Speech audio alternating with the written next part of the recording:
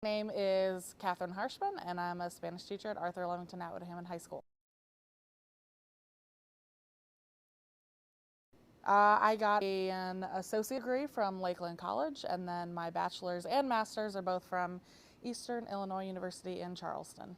Actually, when I first started at college, I was an international politics major. It's very fancy. And I, I guess did some soul searching, and after a year or so, I was like, I think I would really like to teach. So then I had already been taking classes in Spanish, and it was really natural to just add on the education classes too. I did study abroad in college. I went to Argentina. There was a little Spanish school in the town of Cordoba, and I stayed there for 2 months studying Spanish. I did the study abroad program with Eastern Illinois University.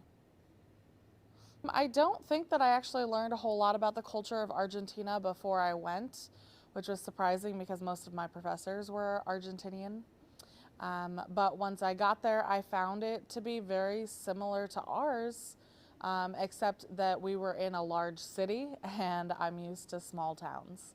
Yes, Cordoba is a fairly large city, not as big as the capital, Buenos Aires, but still a very big and specifically a college town. Oh, I love studying abroad and even just traveling abroad too. I think there's an extra element when you study abroad that you don't get if you're just visiting, if you just stick to like the touristy kind of stops. But that is something I'm always looking for. I always have on my radar another opportunity to go abroad and learn from not just the experiences, but the people too. I would go anywhere the wind takes me. Um, I don't know that I would go back to Argentina. I've also studied in Peru. I think that there's so much world out there. I'd rather go to new places, make new friends.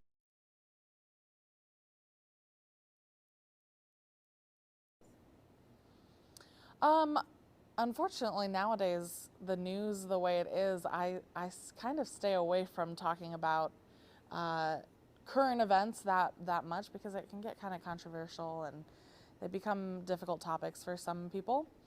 But of course, I connect my lesson to the real world always, just not necessarily current events.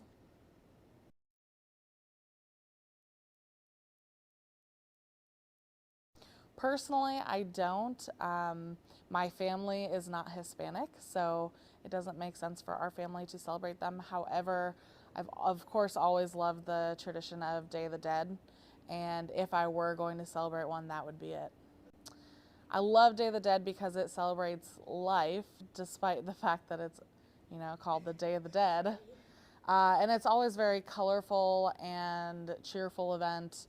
And it's about remembering your ancestors, your past, and where you come from. And that's a big part of identity that I think a lot of people don't think about nowadays.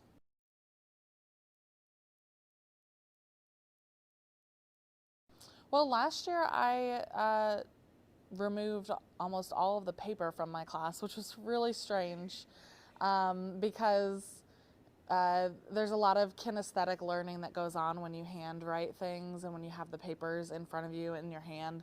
So luckily now we're bringing some of that back, and I think it's best to bring it back. Although there were things I moved to online that have worked just as well, and I'll be doing it that way from now on.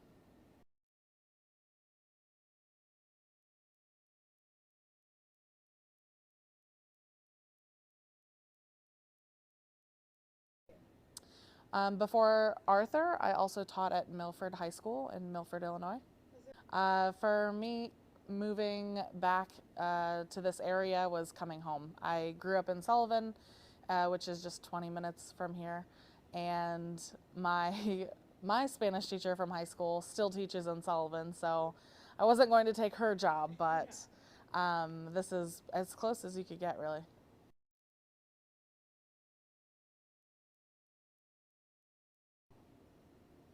For me, I was what would be considered a gifted student in school, and Spanish was the only thing I ever had to study for. So I think because I had to work for it, it made me appreciate it more. And so that was why I ended up continuing with it in college. And I also saw the need. There aren't that many Spanish teachers in the profession.